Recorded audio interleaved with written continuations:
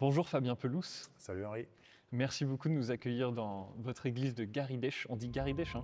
Garidèche, ouais. Garidèche. Avant de rentrer dans le vif du sujet, j'aimerais quand même qu'on sache qui vous êtes, qu'on revienne un peu sur votre riche parcours pour savoir ce qui vous a conduit ici. Parce que les gens vous connaissent notamment parce que vous êtes l'ancien capitaine de l'équipe de France de rugby à 15. Oui, ils me connaissent principalement comme ça d'ailleurs. Oui, effectivement, j'ai eu une carrière de rugbyman professionnel dans une période du rugby en plus qui était un peu particulière parce que c'est la période qui a vu ce sport passer du statut amateur au statut professionnel Oui, et donc avoir un essor important. oui, c'était donc, l'explosion du rugby français. Exactement. Et de la médiatisation du rugby français, notamment juste après la Coupe du Monde des footballeurs de 98, il y a eu une Coupe du Monde de rugby qui s'est jouée en partie en France. Et on a bénéficié un petit peu de cette aspiration que nous avaient donné les footballeurs. Et on a eu une médiatisation très importante. Et on a eu la chance d'aller en finale de cette Coupe du Monde. Et donc ça nous a donné quand même, ça a donné au rugby une notoriété et ça a assis ce sport comme un sport important dans les girons du sport français.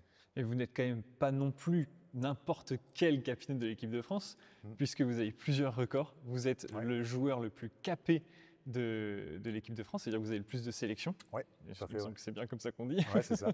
Le plus capé. Et puis en plus, vous avez 5 tournois de destination, donc 4 grands chelem à votre actif, plusieurs championnats d'Europe.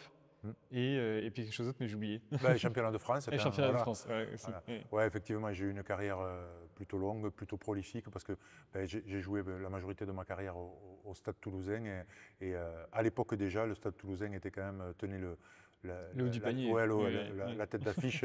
Et donc, on n'était pas champion de France ou champion d'Europe tous les ans, mais assez souvent quand même. Qu'est-ce que vous en retirez un peu de toutes ces années? Ce qui m'en reste, des amitiés. Des sentiments, des émotions collectives. C'est rare les émotions collectives dans une vie. Je ne sais pas, quand on fait le bilan un petit peu, on vit beaucoup les choses de manière individualiste, mais avoir des émotions collectives, c'est assez rare. Et c'est vrai que le sport collectif, pour ça, est un domaine assez fabuleux parce qu'on vit des émotions collectives de fait, parce que on vit ensemble les choses, on les ressent ensemble, on est frustré ensemble quand on a perdu, on est heureux quand on a gagné, et puis on peut vraiment partager ses émotions avec son partenaire parce qu'il vit les mêmes choses en fait. Alors ça a duré jusqu'à quelle année? Jusqu'à ce que j'arrête en fait à 34 ans et c'était en 2009. Donc votre retraite internationale c'est 2009? 2007, retraite okay. internationale, et j'ai poussé un petit peu en club encore jusqu'à 2009 où j'ai pris ma retraite définitive. D'accord. Alors après le rugby, qu'est-ce qui s'est passé? Il s'est passé comme beaucoup de rugbymen qui arrêtent, on continue à chercher en fait de quoi on pourrait agrémenter sa vie pour en faire quelque chose qui est peut-être pas aussi exaltant que le terrain, parce que c'est difficile quand même de retrouver ce niveau d'émotion, mais des choses qui vous font qui vous donnent envie de vous lever le matin. Oui, j'ai entendu dire quand même que vous avez passé votre ceinture noire de judo en aussi. même pas 3 ans. Oui. J'avais quelques qualités physiques quand même. Ça aide. Voilà. Ça aide, et puis j'avais quelques qualités d'apprentissage parce que quand on est sportif de haut niveau, on a un sens kinesthésique assez développé quand même. Donc les formes de corps comme au judo, l'engagement sur les gestes, la vitesse d'exécution, c'est généralement pas un souci quand même. Très bien. Et après, il y a même aussi le brevet de pilotage d'hélicoptère. Oui, ça aussi c'était une passion. Alors pour le coup un peu plus individuel parce que on se met seul aux commandes, mais j'ai toujours été fasciné par cette machine, l'hélicoptère. Je trouve ça assez fascinant quand même de s'élever, aspiré par deux pales qui font 20 cm de large et qui tournent sur elles-mêmes. Quand on y pense, des fois on se dit c'est pas très logique, si ça l'est. Et donc j'aime, parce que je vole encore, j'adore faire ça parce que ça donne une dimension supplémentaire à sa vie. On vit dans un monde en 2 dimensions en fait. Et le fait de prendre de la hauteur physiquement. Et là on se rajoute une 3e dimension. On a X, Y et Z finalement.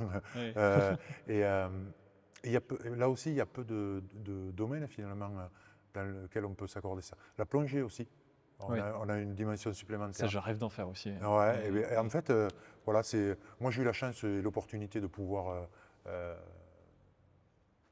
m'accorder ça, assouvir cette passion-là. Et c'est pour ça que je dis que voilà, j'ai une vie que je souhaite à tout le monde, c'est que je dois bien la vivre quand même. Voilà. Ça, c'est une vie de passion. Ouais. Est-ce que vous avez une famille? Oui, bien sûr. J'ai une famille, j'ai une femme et j'ai 2 enfants.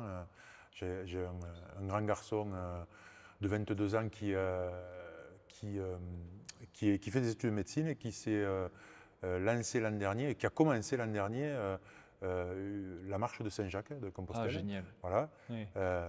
Il a abandonné vite parce qu'en fait, il n'était pas prêt. Je crois qu'il ne s'est pas rendu compte. Il allait chercher des choses, il était très enthousiaste. Très physique ou... Mais son corps, a été un peu limitatif. Et ensuite, j'ai un second enfant. Enfin, on a un second avec leur mère, évidemment. Qui s'appelle Alexandre et qui a 10 ans, voilà, qui est en quatrième année de primaire. Alors là, nous sommes dans l'église de Garidech. Oui. Et si on est ici, c'est pas pour rien, parce qu'aujourd'hui, vous portez, on va dire, la dernière phase du projet de sa restauration. Exactement. Est-ce que vous pouvez nous en dire plus? Oui, bien sûr. En fait, en 2008, il y a eu un petit événement dans cette église. Ouais. Il y a une brique toulousaine, les fameuses briques rouges de Toulouse, qui est tombée au milieu de l'allée. Juste là, là. Juste là, juste là, elle est tombée. Et donc, le maire de l'époque, Christian Circolès, qui est toujours maire actuellement, a dit qu'il faut faire quand même quelque chose pour cette église, alors que ce n'est pas forcément quelqu'un de religieux ou attiré par la spiritualité. Il a dit, voilà, ça fait partie de nos prérogatives, c'est le patrimoine de notre village, et donc on va entreprendre de gros travaux de rénovation. Oui, ça, parce que Garidech, ce n'est pas non plus une grosse ville. Non, c'est 2000 habitants, en fait, Garidech. Et les travaux engagés étaient, pour vous donner des sommes, de 2 millions d'euros. Donc pour une commune comme Garidech, engager des travaux de 2 millions d'euros, c'est quelque chose qui peut paraître insurmontable. Et pourtant, le maire du village a réussi à braver finalement tous ces défis, parce que c'est un défi quand même d'aller chercher ces sommes d'argent, et a réussi, au bout de 8 ans, elle est restée fermée, l'église, 6 ans de travaux et 2 ans pour monter les dossiers pour les financements et aller prendre son bâton de pèlerin et aller chercher justement ce financement. Et au bout de 10 ans, en 2016, elle a été réouverte. 2016, oui. Ouais, tout ce qu'on voit, en fait, c'est hyper récent. Tout ce qu'on voit, en fait, ça a été rénové. En fait, c'était comme ça, c'était dans cet état-là. Mais ça a été rénové, repeint, assaini, sécurisé évidemment, assaini aussi parce qu'il y avait des gros problèmes d'infiltration. Et voilà, on peut dire qu'on est dans une église qui est finalement quasi neuve à l'intérieur. Et il manquait juste la réfection du clocher, et c'est ce qu'on s'attache à faire maintenant. La dernière phase du projet de restauration, ça concerne le clocher et les cloches. Ouais. Et donc là, je sais, on va y aller ce soir, mais il y a un projet de fonte de cloches. Alors c'est plus qu'un projet, parce qu'on le fait ce soir. Oui, donc, voilà, c'est plus qu'un projet. Et effectivement, on va fondre des cloches sur place. Ça, c'est rare quand même. C'est extrêmement rare. Je ne me rendais pas compte de la rareté. En fait, c'est l'entreprise Paccard qui fait ça depuis 250 ans du côté d'Annecy. Qui, il me semble, soit la dernière, soit une des 2 dernières fonderies de cloches en France. Exactement, elle fait partie des 2 dernières fonderies, et c'est la seule à faire encore les fontes de cloches sur place. Et moi, ça me tenait à cœur, en fait, pas que de mettre des cloches dans le clocher de mon église. Ce qui m'intéressait, en fait, c'est de faire participer le plus grand nombre à cet événement-là. Je voulais que ce soit autant un événement religieux, c'est quand même une cloche d'église, qu'un événement patrimonial, en fait, culturel, voilà, dans la culture collective de notre village. Ça me tenait à cœur de faire participer un maximum, et je me suis dit, mais comment on peut faire ? Comment on peut faire pour faire que cet événement, ce soit un événement qui soit partagé par tout le monde ? C'est vous qui leur avez demandé à ce que ça soit coulé Bien sûr. Bien sûr, j'ai dit, on va faire ça. Et après, ben, une fois qu'on a l'idée, en fait, c'est plus simple. Ben, il n'y a qu'à trouver l'entreprise qui le fait, le financement pour, la façon de faire, où le faire, etc. etc. Ensuite, c'est des barrières à faire, enfin, des barrières à lever, tout simplement, pour réussir le projet. Et voilà, on y est. On est au bout et on a réussi à lever pas mal de barrières. Ouais. Alors, au milieu de toutes ces barrières, je sais qu'il y a aussi la question du financement, on en parlait tout à l'heure, parce que pour la première restauration de l'église, donc tout l'intérieur, l'assainissement, tout ça, vous avez dit qu'il avait fallu plus de 2 millions d'euros. Ouais. Et là, le clocher, il vous faut combien? Vous avez fait une levée de fonds? À peine 100 000 euros, en gros. Ouais, Ah oui? Ouais, à peine 100 000? Ouais, à peine 100 000. Tout est relatif, mais comparé aux 2 millions, le 100 000, c'est... On est sur notre budget. Mais voilà, je me suis engagé auprès du maire qui s'est beaucoup investi quand même pour la première rénovation. Il a dit franchement, ce serait bien qu'on ne tire pas trop sur les finances de la commune ou des administrés, par extension évidemment. Et donc ben, je dis, oui, bon, je m'engage à trouver l'argent en fait, à faire en sorte qu'on trouve collectivement l'argent et que ça ne coûte rien aux administrés. On est en passe d'y arriver. Bien sûr, tous les dons sont les bienvenus parce qu'on n'y est pas encore tout à fait. Mais en tout cas, Et vous êtes à combien là? Il vous manque combien? Il nous manque en gros une quinzaine de milliers d'euros pour boucler. En fait, je vais vous dire, je ne sais pas trop combien il nous manque. Parce que on a fait des dossiers de subvention et il faut s'engager à faire les travaux, mais sans savoir combien on va avoir de subventions. Donc voilà, on imagine des choses, mais exactement, je ne pourrais pas vous dire. Donc c'est pour ça que si vous voulez faire des dons, n'hésitez pas.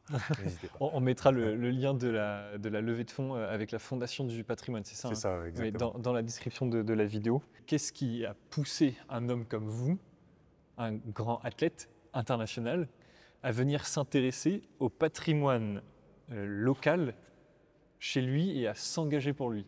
Quelle est votre démarche? Déjà c'est mon village. Hein. Je vis ici depuis 25 ans. Cette église, elle est restée fermée pendant 10 ans, donc finalement, je n'ai pas pu en profiter pendant pas mal de temps. Et surtout, il y a un élément déclencheur, c'est que c'est le cinquantenaire de l'église. C'est le demi-millénaire de l'église. Donc, de sa construction. Alors, pas du début de sa construction, mais de la première messe. En fait. Très bien. Voilà, du premier office qui a été fait dans l'église. Et donc, je me suis dit, on ne peut pas laisser passer ça. C'est une vraie chance d'être contemporain du demi-millénaire du plus vieux bâtiment de notre village.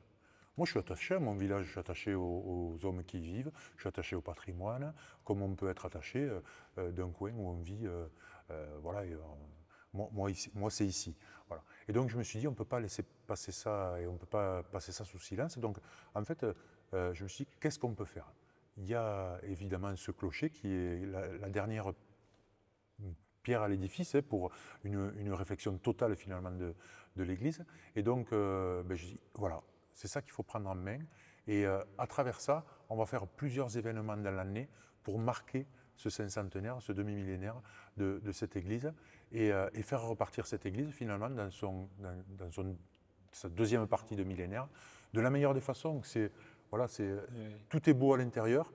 Rendons-la aussi belle et efficace parce que, à l'extérieur, parce que l'efficacité, c'est ça aussi, c'est que les cloches sonnent et que cette église elle continue à rythmer la vie des Garrigues-des-Choix encore pour les 500 ans à venir. Et d'où vous vient cette sensibilité, on va dire, à la beauté de cet édifice ou à la beauté de ce genre d'édifice d'ailleurs? En fait, je suis chrétien. Pas pratiquant assidu, hein, mais chrétien, voilà, et catholique donc ça participe. J'ai une éducation religieuse, et en fait, quand je me balade un peu partout, et ça m'est arrivé de me balader pour des raisons sportives et rugbystiques, et d'aller aussi visiter les églises des villes dans lesquelles j'étais pour des raisons sportives. J'aime les lieux, j'aime les églises, et puis je ressens je ressens, c'est vrai, une spiritualité plus facilement dans une église que finalement partout ailleurs. Ça tombe bien, vous me direz, c'est fait pour ça. Oui, voilà, c'est ça. Mais, C'est que c'est quand même son but premier. exactement. Oui. Mais il y a des églises qui m'ont procuré de l'émotion, des émotions vraiment fortes, quoi. Vous pensez auquel? Dernièrement, je suis allé à Barcelone et j'ai vu la Sagrada Familia. Oui, la cathédrale de Gaudi. La Gaudi, je cathédrale crois de qu'on dit. Gaudi, qui est quand même Oui. quelque chose indescriptible, quoi. Ça ressemble à rien d'autre, ça ressemble pas à une cathédrale traditionnelle, et pourtant on sent une spiritualité et, un- et un- et une beauté, et c'est d'une beauté fantastique. Très près d'ici, à la cathédrale d'Albi, Oui, c'est exactement ce que j'allais dire. qui est, Moi, qui est c'est quand celle qui m'a même, le plus touché. voilà, qui Oui, est quand oui, même aussi un bâtiment et qui répand une atmosphère qui est assez particulière. Et de manière générale, chaque église, chaque cathédrale, chaque basilique, chaque église, chaque chapelle a sa propre personnalité. Et je pense que l'homme est ainsi fait qu'on ressent, on est sensible à des choses différentes.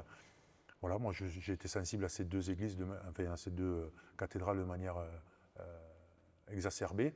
Je ne peux pas vous dire que je ressens la même spiritualité ici, la même émotion, mais franchement, je trouve que cette église, elle dégage aussi quelque chose. oui. Est-ce que le fait aussi que ça soit votre territoire, Certainement. la terre en fait, où Ouais, vous avez grandi, où vous avez habité, ça ouais. joue beaucoup de ça? Certainement. Vous avez envie de laisser une trace en fait peut-être aussi? J'ai envie de. Je ne veux pas laisser une trace pour moi-même. Je veux laisser une trace pour les générations futures, en fait. Je veux mettre ma pierre à l'édifice, Oui, vraiment.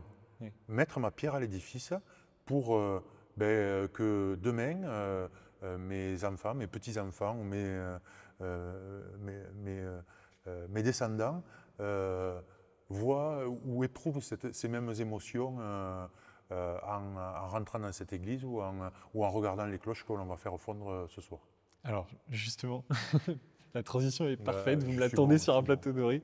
Et quel est justement en faisant fondre donc, ces cloches en place publique, en espérant, malgré l'orage qui semble pointer son nez, qu'il y ait du On monde verra qui bien. soit là ce soir, donc en faisant fondre en place publique et en montrant la fonte des cloches au plus grand nombre, quel est le message que vous avez envie de dire aux gens du coin, aux gens de chez vous, à vos voisins? C'est quoi le message derrière? Le message, c'est prenons soin de notre patrimoine, amenons notre patrimoine jusqu'à la génération d'après. Elle se débrouillera, ça sera à son tour. Mais notre responsabilité, je crois, notre devoir presque, c'est d'être encore une fois les passeurs. Et si on peut le faire de la meilleure des manières, j'ai la chance d'avoir une image, de pouvoir communiquer, d'avoir pu lever des fonds pour faire cette fonte des cloches et de faire profiter le plus grand nombre. Certains y sont sensibles et ils seront là ce soir, d'autres ils sont moins sensibles. C'est pas grave, peut-être que leurs descendants le seront.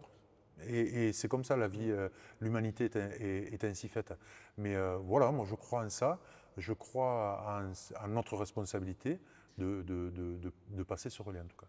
Ça veut dire que, parce qu'il y a eu tout un grand débat autour justement il y a eu un rapport du Sénat en 2020 ou en 2021 qui expliquait que le patrimoine religieux Ouais. en France était le patrimoine le plus menacé, Mm. et notamment les petites églises Ouais. des petites communes.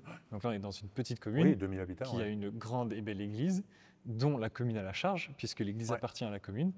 Et donc tout le débat qu'il y avait, c'était de savoir comment ces petites communes peuvent s'investir pour faire survivre ces édifices, parce qu'on parle Ouais. vraiment de survie. Ouais, bien sûr, et pour Et en fait, certains, mais comme c'était le cas il y a 10 ans ici, hein, il fallait sauver l'Église. mais donc ça reste possible de le faire aujourd'hui. Et vous en êtes la preuve vivante. Exactement, ça reste possible. Il faut de la volonté, parce que Ouais. c'est pas facile. Hein. Il faut de la volonté, il faut prendre son bâton de pèlerin et aller faire les démarches, qui sont compliquées souvent, pour les subventions, faire les démarches pour aller chercher de l'argent, pour organiser des choses, pour faire connaître son projet, pour faire visiter son église, pour organiser des choses dans l'église. Il y a 3 semaines de ça, on a organisé un concert de chant basque ici dans cette église. On n'avait pas assez de place dans l'église. Et les fonds ont servi à... Et les fonds servent justement à la fonte des cloches. Il faut se bouger, quoi. Ça vient pas tout seul. Ça vient pas tout seul. Et bien sûr, il faut des gens pour porter les projets, aller se battre.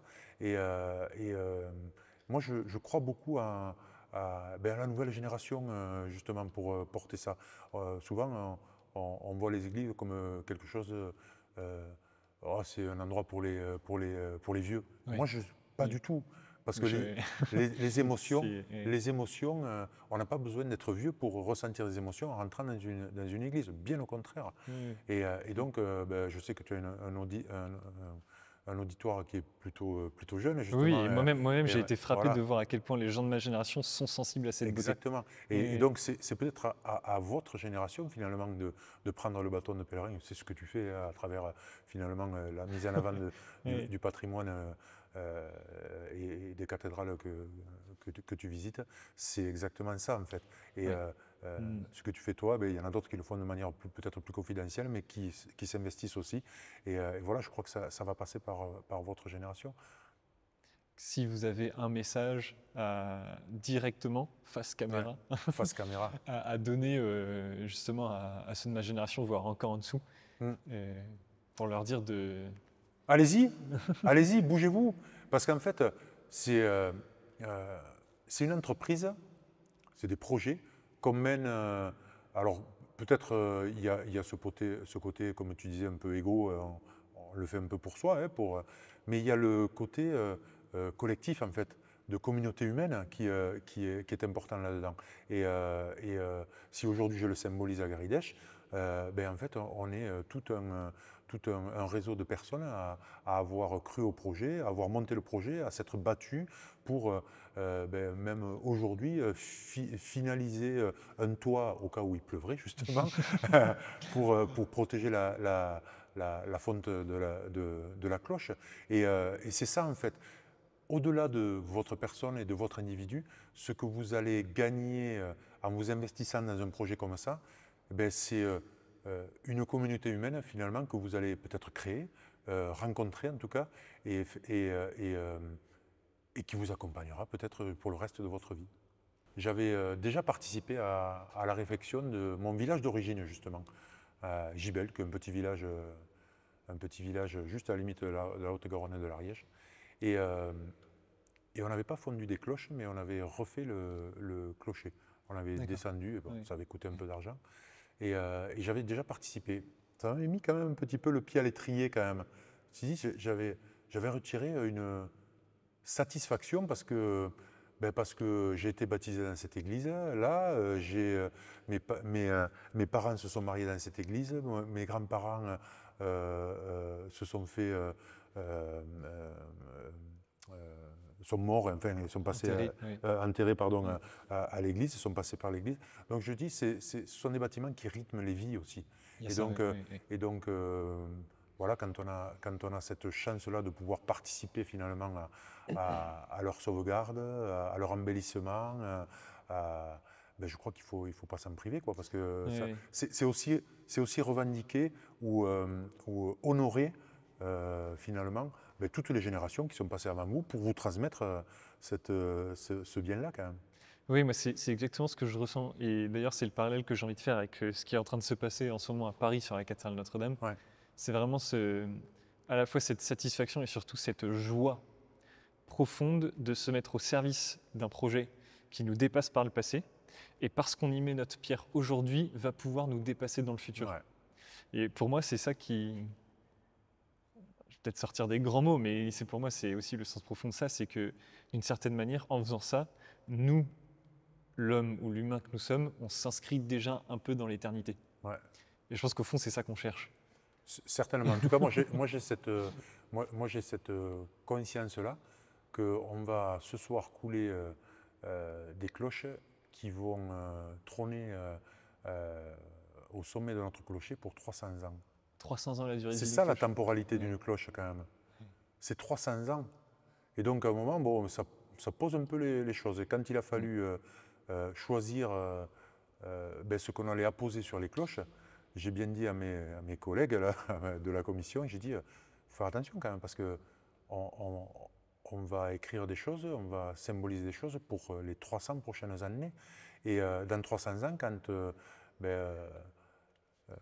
descendant un peu lousse ira en haut de la cloche, et il lira en tout cas ce qui est écrit, il faudra que ça ait du sens, ou il ne faudra pas qu'ils se disent ils étaient complètement jobards à l'époque d'avoir mis ça sur des cloches.